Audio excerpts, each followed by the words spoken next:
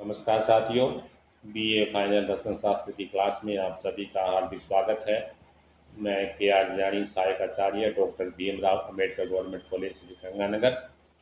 हमने पिछले व्याख्यान में रामकृष्ण परमहंस जी के धर्म के बारे में, धर्म के प्रकार के बारे में, धर्म के स्वरूप के बारे में और इनका जन्म और इनको किस प्रकार से एक धर्म की मार्ग की ओर अग्रसर हुए, क्या कारण था, क्यों ये सांसारिक कार्य को छोड़ के धर्म की स्थापना में लग गए, उन सारी बातों के बारे में हमने जाना था। आज हम इस व्याख्यान में साधना प्रणाली और ईश्वर के बारे में समझने का प्रयास करेंगे। सबसे पहले साधना प्रणाली के बारे में जानते हैं कि इनके दर्शन की जो मौलिक थीम है साधना, उनके बारे में ये क्या बोलते हैं। रामकृष्ण देव केवल ईश्वर को ही अंतिम साध्य मानते हैं और वह ईश्वर प्राप्ति के उपायों को विस्तार से बताते हैं। यही उनकी साधना प्रणाली है कि ईश्वर उनके जीवन का साध्य है, लक्ष्य है, और उस ईश्वर को किस प्रकार से प्राप्त किया जा सकता है, उसी का नाम ही साधना प्रणाली है। उनकी साधना के विभिन्न पहलू हैं। नंबर है साधना का अधिकारी। हर व्यक्ति साधना का अधिकारी नहीं हो सकता। तो जिस व्यक्ति में रामकृष्ण देव के अनुसार ऐसे गुण होने चाहिए, वही गुणशील व्यक्ति जो है, वही विवेकशील व्यक्ति है, वही संयमी व्यक्ति जो होगा, वही धैर्यशील व्यक्ति जो होगा, वही साधना प्रणाली का हकदार होगा। तो वो ऐसी कौन कौन से गुण हैं जो एक साधन करने वाले व्यक्ति में होने चाहिए, साधना का अधिकारी कौन कौन है। वे कहते हैं कि सभी व्यक्ति साधना के अधिकारी नहीं हो सकते। जिन लोगों का मन सांसारिकता में लगा हुआ होता है, उन्हें ईश्वर व धर्म की बातें रुचिकर नहीं लगती। जिन व्यक्तियों का हृदय पवित्र होगा, पहली बात क्या है, ऐसे व्यक्ति जिनका हृदय एकदम निश्चल होगा, पवित्र होगा, वो ही साधना के अधिकारी बन सकते हैं। दूसरा, जो सांसारिक कार्यों से दूषित नहीं होगा, जो सांसारिक कर्मों में जिनका आकर्षण नहीं होगा, जो मोह माया के चक्र से मुक्त होंगे, वो व्यक्ति ही साधना पद के अधिकारी हो सकते हैं।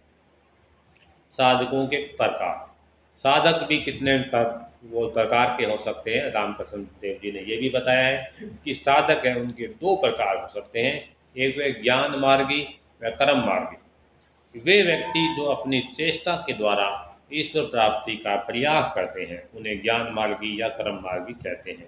दूसरा है भक्ति मार्गी। वे व्यक्ति जो ईश्वर को कर्ता धर्ता मानकर उन्हीं के भरोसे निश्चित होकर उनका नाम जपा करते हैं। ये सब कुछ करने वाला तू ही है, केवल ईश्वर को ही कर्ता धर्ता मानते हैं और उन पर आश्रित रहकर राम नाम का जप करते हैं, वो होते हैं भक्ति मार्गी। इस प्रकार गुण के आधार पर भी तीन प्रकार के साधक हो सकते हैं। सात्विक, जिसमें सत्वगुण की प्रधानता होगी, राजसिक, जिसमें रजोगुण की प्रधानता होगी, और तीसरा है तामसिक, जिसमें तमोगुण की प्रधानता होगी। रामकृष्ण जी ज्ञानी व भक्त में भी भेद करते हैं। एक ज्ञानी व्यक्ति है, एक है भक्त, इसमें भी भेद है।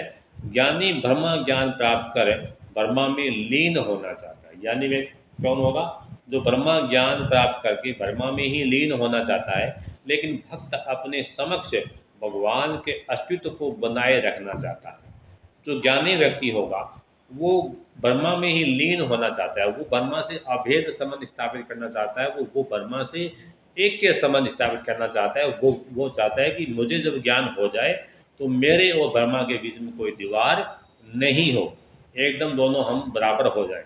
लेकिन जो भक्ति होगा, जो भक्त होगा, वो क्या चाहता है, वो ये चाहता है कि भगवान मेरे सामने, भगवान का अस्तित्व मौजूद हो, भगवान और मेरे अंदर भेद अवश्य रहे, मेरे सामने भगवान की प्राप्ति हो, भगवान वो उपस्थित हो, लेकिन मेरे अंदर लय नहीं हो, या मैं भगवान के अंदर विलय नहीं हूँ। भक्त और भगवान के बीच में एक निश्चित दूरी भी होनी चाहिए। ऐसा कौन मानता है, ऐसा भक्त लोग मानते हैं। भक्त अपने समक्ष भगवान के अस्तित्व को बनाए रखना चाहता है। वह स्वयं चीनी बनने की अपेक्षा चीनी का स्वाद लेना ही ज़्यादा पसंद करता है। स्वयं चीनी बनने की बजाय वो चीनी का स्वाद लेना ही ज़्यादा पसंद करता है। साधना के अवरोधक कौन कौन सी ऐसी बातें हैं जिनके कारण व्यक्ति के साधना प्रणाली में, भक्ति में बाधा आ सकती है। जिस प्रकार घड़े में छोटा सा छेद हो तो सारा पानी बह जाता है, उसी प्रकार साधक में यदि एक भी बुरी आदत है तो उसकी सारी साधना प्रणाली व्यर्थ हो जाती है। ऐसी कौन कौन सी बातें हैं? कामना। व्यक्ति के अंदर यदि कामनाएं हैं, काम करने की इच्छा, लेकिन काम के परिणाम की भी उसकी चिंता है कि मैं ये काम करूँगा, इस काम के बदले मुझे इन वासनाओं की प्राप्ति होगी, इस काम के बदले मुझे इस इन कामनाओं की मुझे प्राप्ति होगी, इस इच्छा की मेरी पूर्ति होगी, तो ऐसा व्यक्ति साधना का अवरोधक होगा। वो व्यक्ति साधना करेगा लेकिन उसे साधना का फल नहीं मिलेगा। इसी तरह अगर कोई व्यक्ति लोभी है, लालची है, तो उसे भी साधना का फल नहीं मिलेगा। इसी प्रकार यदि कोई व्यक्ति पे ऐसा है जिसका अपनी इंद्रियों पर नियंत्रण नहीं है, साधना करने हम बैठे हैं लेकिन हमारा ध्यान साधना पर केंद्रित नहीं है, हमारा ध्यान हमारी इंद्रियों पर केंद्रित नहीं है, हमारे इंद्रियां और हमारा मन अगर एक विषय पर केंद्रित न होकर इधर उधर भाग रहा है तो इसका मतलब ये साधना में एक बड़ी बाधा है, हम साधना के अधिकारी नहीं हो सकते। इसी तरह अगर आपका मन चंचल है, मन एकाग्र नहीं है, तो भी हम साधना के अधिकारी नहीं हो सकते। तो ये लोभ करना, वासनाएं, कामनाएं, इंद्रिय संयम, अगर ये बातें अगर व्यक्ति में नहीं होगी तो वो व्यक्ति चाहे कितना ही वो परिश्रम कर ले, वो साधना का अधिकारी तो होगा लेकिन वो साधना के मार्ग पर ज़्यादा देर चल नहीं पाएगा। इसलिए व्यक्ति के साधना के मार्ग में चलने के लिए व्यक्ति को इंद्रिय संयमी होना होगा, उसे अपने इंद्रियों पर नियंत्रण करना होगा, उसे ध्यान केंद्रित करना होगा, उसे सभी प्रकार के कामनाओं और वासनाओं का त्याग करना होगा, उसे लोभ और सांसारिक कार्य भी छोड़ने होंगे, तभी जाके वो साधना के मार्ग पर आगे बढ़ सकता है। साधना के बाद में हम रामकृष्ण देव की ईश्वर के बारे में जान लेते हैं कि ईश्वर के बारे में क्या मानते हैं, क्योंकि इनके दर्शन का लक्ष्य जो है वो ईश्वर की प्राप्ति ही है। परम सत्य जब निर्गुण कर्मक करता ही अवस्था में होता है तो वह ब्रह्म या विशुद्ध ब्रह्म कहलाता है। तो परंतु जब वही ब्रह्म सृष्टि का कर्ता व संहारक रूप धारण करता है तो उसे ईश्वर, माया, शक्ति या प्रकृति का कहा जाता है। लेकिन ब्रह्मा व ईश्वर या शक्ति में भेद नहीं है। जो निष्क्रिय ब्रह्म है वही सक्रिय शक्ति है, जो सत्यचित आनंद रूप ब्रह्म है वही जगत जननी शक्ति है। ब्रह्म व शक्ति में वही संबंध है जो आग और गर्मी में है। जहाँ तक सृष्टि वह माया या शक्ति उतनी ही व्यापक है। निर्गुण ब्रह्म और सगुण ब्रह्म। रामकृष्ण देव ब्रह्म को सगुण व निर्गुण दोनों मानते हैं। वह कहते हैं कि एक व्यक्ति किसी दिन सफ़ेद वस्त्र धारण कर ले तथा किसी दिन लाल वस्त्र धारण कर ले तो उसी प्रकार एक ही ब्रह्म सगुण व निर्गुण दोनों रूपों में दिखाई देता है। शक्ति सहित ब्रह्मा सगुण कहलाता है और शक्ति रहित ब्रह्म जो है वो निर्गुण कहलाता है। निर्गुण व सगुण ब्रह्म। पर परम ब्रह्म निर्गुण साकार दोनों है। निराकार व साकार में वही संबंध है जो जल और बर्फ में होता है। जब व्यक्ति ध्यान की विकास अवस्था तक पहुंचता है तब उसे निर्गुण निराकार ब्रह्म का साक्षात्कार होता है। उसी प्रकार प्रति विकास की अवस्था में हम पुनः अपने प्रस्थान बिंदु पर आकर देखते हैं कि वास्तव में मनुष्य, प्रगति व ईश्वर एक ही परम तत्व की विभिन्न अभिव्यक्तियां हैं। ईश्वर के अवतार। रामकृष्ण जी ने ईश्वर के 4 प्रकार के अवतार भी बताए हैं।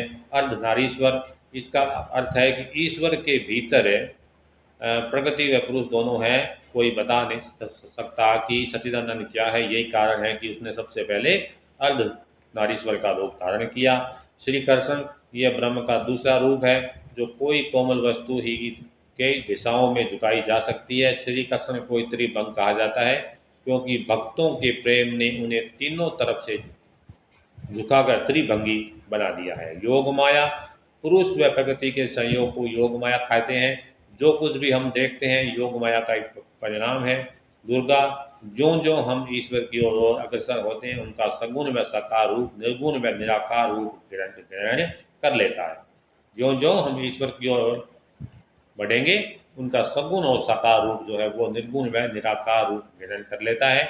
इस प्रकार हम देखते हैं कि ईश्वर का प्रथम व अंतिम रूप निर्गुण व निराकार ही है। इसी के साथ ही हमारे ईश्वर संबंधी यह टॉपिक जो है ये कंप्लीट होता है। बहुत बहुत धन्यवाद।